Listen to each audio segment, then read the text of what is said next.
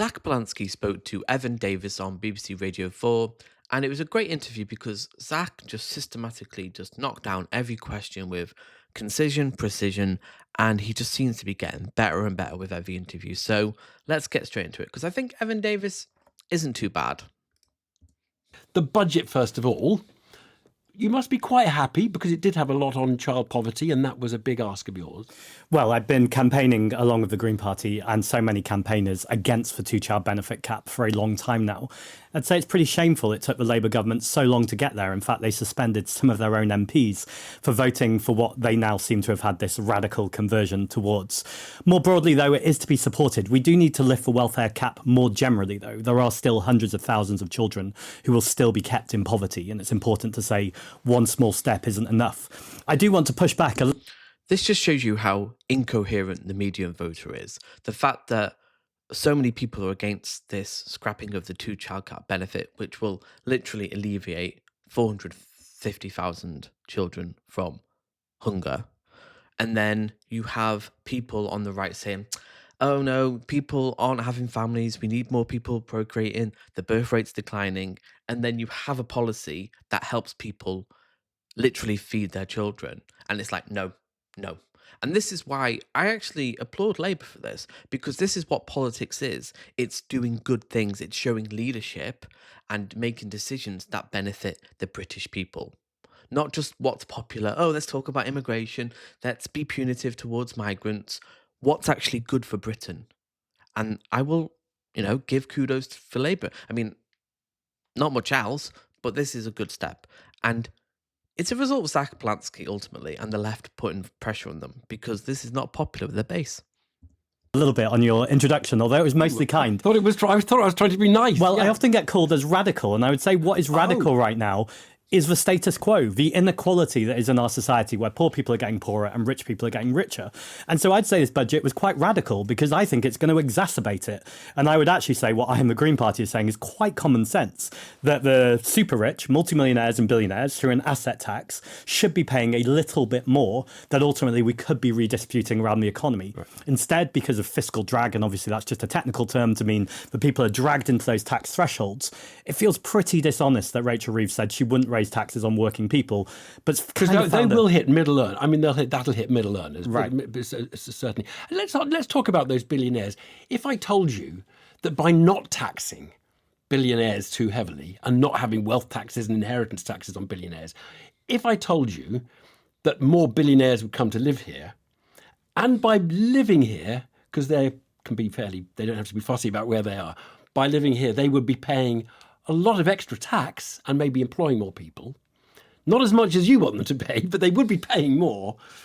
Would you say, let's welcome the billionaires in? Because the fear, of course, is that you just drive billionaires away and we lose money from what you're talking about. Well, I'm not convinced about this fear at all. But to answer your question directly, the answer is no, because that's ultimately trickle-down economics. And again, you wouldn't want the billionaires here, basically. Well, I'm not looking to welcome them. I'm actually more worried about the nurses, the teachers, the cleaners, the people who are actually contributing to our society. That's such a bold move from Zack, because you could go somewhere in the middle. I don't think he's demonizing them, but I think that's fucking based as hell, because people say, oh, they'll move. And yeah, people have moved for various reasons. But London is the cultural and, well, literally capital of the world, along with New York and Tokyo. There's so much that attracts people to Britain. It's cuisine, it's culture, it's history. It's, people love to go to Ireland on holiday, to Wales, to Scotland. There's so much that brings billionaires to the UK. We've got the fourth biggest amount of billionaires on the planet. We're the sixth richest country. We are such a dominant force culturally. People want to come here. Wealthy people, a lot of people. The idea that they're just going to leave if you just tax 1-2% of their assets, if they've got 10 million or a billion, is just, it's fear-mongering. We need to call it out. It's just pure fear-mongering. Now, that doesn't mean a billionaire can't contribute. But the point is, when you get that wealthy, you can't spend that money even if you tried. So ultimately, it gets hoarded in assets. And it is the hoarding of assets that's causing the biggest problem in our society because, again, it's exacerbating that inequality. So this sometimes gets phrased as I have some hate of billionaires, and I absolutely don't. In fact, there are a group called Patriotic Millionaires who are saying, please, we want to pay some more tax. Now, sometimes people say, well, why don't you give it to charity? But the point is, we shouldn't rely on charity. We shouldn't rely on philanthropy. We should have a state, a government that has a fair taxation system that invests in our public services and reduces inequality. Okay. No, you've answered the question clearly. You were on Laura Kunsberg before the budget, and there was some criticism of what you had to say there about the bond market, about the idea that we can just borrow our way. Governments are not constrained in how much they can borrow. Clearly, Rachel Reeves is worried about the bond markets and is worried that she'll have to pay a lot to borrow money if she borrows too much or they lose confidence in her. What is it? I wanted to understand your view, because it almost seemed to be you were saying, well, we can borrow from the Bank of England. They can print the money if we need it. I'm absolutely not saying that. And I've never said that we can borrow without constraint. And it's sometimes been misinterpreted as that. Good. And it's important to correct it. I think the really important thing here is money is inherently political. So when you have people who have an opinions on economics, or you have the IFS, for instance, Paul Johnson, the former director of the IFS, compared me today to Nigel Farage. Now, look, I despise Nigel Farage's politics. We couldn't be more different. So to have someone who is supposedly an independent economist for 10, 15 years for the IFS now weigh in like that politically, I think demonstrates the facade. He was saying simple solutions and which don't bear scrutiny. So I guess, I mean, the problem is you want to spend a lot more money. You want government to spend a lot more money. And you don't want to tax ordinary people. There's some skepticism you'll get it all from your wealth taxes and billionaire taxes.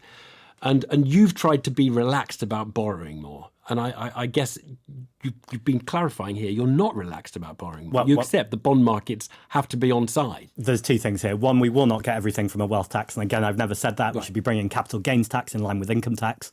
Right now, we tax earned income more than we tax unearned wealth. Now, Rachel Reeves has tinkered again, but we still, I believe, have the lowest capital gains in the G7. So I think there's some obvious things that need to happen there. Again, to your question, though, I think it's about borrowing to invest, ultimately, if you want to use that frame. We know there's something called spending multipliers. So, for instance, every pound that is spent in the economy on the environment or the climate crisis, you get £1.88 back. Now, today I was at the National Emergency Briefing. This is with... It's so strange, this straw man, that if you're not just on side with the billionaires, the bonds, the markets, shareholders, dividends, it's somehow, well, simple solutions. No, it's complicated. And there will be a big battle against trying to tax the wealthy because they don't want to be taxed, clearly. But that doesn't mean we shouldn't try and kind of reframe the balance between the people at the top who have all the money and the people at the bottom who have none. It's that simple. And borrowing to invest should not be a controversial idea if you're patriotic and want our country to do well, because we have to, well, what's the phrase? Invest to accumulate, speculate to accumulate. You need to actually invest in the country because we haven't been doing for the last 20 years. Austerity has killed the economy. Now is the time to borrow for our future. Scientists with Chris Packham, lots of people who are ultimately saying that in that budget, the climate crisis and the nature crisis weren't mentioned once. So to directly answer your question, it's not that we should ignore the bond markets. It's not that we should ignore the markets. Of course we shouldn't. But why are we letting the markets be centre stage all the time, as opposed to the things that we actually need to do? Invest in climate adaptation, make sure we're building homes that are affordable, and also insulating our homes, to have a government cutting insulation. And also ask the question, does the current status quo of being beholden to the bond markets and the wealthy help people's well-being, mental health, hope for the future? And it doesn't. There's a reason why people are really sick and tired of the establishment. It's because Keir Starmer doesn't care about working people. He just wants to keep his paymasters happy. The same with Reform UK, the Tories. We have to change the narrative. And this is the only way of doing it. This is the only way to actually give people real change. the same time that we have a cost of living crisis, so bills are going up, and a climate crisis, is morally and it's totally incoherent. Borrow to invest. Actually, okay, that's a clear answer. Now you'll know you actually got a name check in the budget yesterday, Zach. It's nice to see a bit of good faith interaction here, like borrow to invest. It should not be controversial. And I do actually like Evan Davis. He's a good guy. Chancellor mentioned you in the budget. I don't know how worried they are about you that she chose to do that, but she was mocking you for something that sort of is in the Wikipedia entry about you. You've spoken about it lots of times, but it goes, what, about 12 years ago? Right. A sun operation. I want you to explain what happened because I've never quite understood it. You Yeah. were a hypnotherapist at the time. I think the first thing to say is I'm delighted that the Chancellor is so rattled and worried by the Green Go on, Party. tell us the story. In her 'cause biggest moment of I the know week that you're of the year. an honest guy and you're going to tell us the story in as honest and straightforward Yeah, way. absolutely. What So happened? About 12, 13 years ago, a Sun journalist approached me. Now, someone once said to me, if someone says they're a journalist and they work for the Sun, both of those things can't be true. So that's the first mistake I made, was to even get involved with it. They said, do you want to do an article on body image? I said, sure. They then came up with this ridiculous idea. They said, will that work? I said, no. They said, will you do it as an experiment? I said, yes, as long as you make it clear it's not something I do and it's not something I charge for. 13 years, way before I was in politics. It's embarrassing, sure, but the next day I went on BBC Radio and apologised. So I think it's a pretty settled issue. It's to do with breast enlargement. Was it effectively saying, I can enlarge your breasts through hypnotherapy? Or was it, I can make you feel more comfortable with your body through hypnotherapy? Because those are two very different things. And I've never been clear about what the allegation was. I mean, it's pretty obvious, right, that this was about body image and about ultimately someone... Allegation is a strong word, isn't it? A stupid puff piece article about a hypnotherapist who could enhance the perception of someone. This is all they have on him. And I think we just have to embrace it. Because look at Nigel Farage's past. Look at Donald Trump's past. Look at Keir Starmer saying what he said about Israel have the right to cut off food, aid, and water, energy to Gazans. I mean, Zach seems a little bit defensive here, but I suppose he's annoyed at just like how little this thing is. But I think you just got to lean into it. Feeling happier about their body. I think why did you apologise for that? Because there's nothing wrong with saying through hypnotherapy I can make you feel better about yourself. Because the Sun misrepresented me, and ultimately I was apologising for the misrepresentation. What I should have done as well is condemn the Sun at the time and said this absolutely isn't the way forward. But to give you the direct answer, when you're not a politician, you're not as worried about your public profile in that way. I think what's very, very obvious, though, is that Rachel Reeves has no real plan. And to come back to your point about fiscal rules... Yeah, she was mocking you, going back to that and saying he believes that, the only thing that would enlarge would be the deficit rate of inflation was her kind of gag. Yeah. We know that she's finding headroom by ultimately saying the economy is going to grow. That is as absurd as the accusation the Sun made. You can't guarantee growth and put growth into your spending plans. I'm glad you mentioned growth, because I want to know, every time I sort of, in a sort of vague way, say all politicians want growth, I get a sale by email saying, no, not all of them do. The Greens don't want growth. Can you give me the clarifications? Do you want the economy? Again, just a straw man, isn't it? Like, you want a different measure of growth, people's well-being, mental health, communities, hope for the future. Therefore, you don't like the GDP. We don't like the status quo of how land goes up is somehow a measure of people's well-being. Therefore, you don't want growth. It just shows you how little they have against Zack and his policies. Economy to grow. Well, it depends exactly what we mean by the economy growing. So GDP, Simon Kuznets, the guy who came up with the idea of GDP, says this is a terrible way to measure the health and well-being of a country. And ultimately, we need to think a lot more about mental health, about access to green spaces, about communities that feel like they're integrated and they're cohesive. I think these are the things that I want to grow. In terms of talking about economic growth, I think the woman during the Brexit campaign put that best when she said, whose GDP? This is your GDP. But I don't think that matters to people. I think what matters to people is their wages aren't going up, food prices are. But that is GDP. I mean, come on, that is GDP, isn't it? No, because America is the wealthiest nation on the planet, and they have some of the worst depression, the worst homicide, worst crime, worst alienation. They're deeply individualistic, even more so than British people right now, because we've been influenced so much about American politics. It just simply isn't true. It simply isn't true. So the idea that, ooh, and we saw this with Joe Biden. Yeah, the GDP was going up under Biden, but people don't necessarily feel it in their pockets. People, again, don't feel that there is hope for the future, that their lives are getting better. Well, not necessarily. 'Cause Wages going up counts as extra GDP. That's to say I only want my wages to go up. I don't want GDP. You know better than this, Evan, because GDP has been fine in the past, yet living standards have still been squeezed. It's not a good measure of people's living standards, and ultimately that's what we should be looking at. It's not a perfect I'd say it's almost the opposite of a perfect measure. I think it's a pretty awful measure, and most importantly, it's clearly destroying our environment. It's destroying nature because it's all done on the sacrificial lamb of GDP, as opposed to actually caring about the things we should care about, which is compassion towards our neighbours, nature, and the ecological crisis. Migration. We just had some figures today, and this is another area where you, in the Greens, are willing to be, if you like, counter trend. If politics feels like it's moving more against migration and asylum, do you welcome the fact that net migration fell very dramatically in the last year? I think it's pretty worrying, actually, because we have 150,000 vacancies in the National Health Service. We have a declining birth rate. And we also know that we have an issue with pensions. If we want to talk about the welfare bill, we know that pensions is the biggest part of that, and it rarely gets mentioned. And so this isn't about necessarily being pro-migration or anti-migration. It's about being pro-humanity, though, and we were talking about the small boats.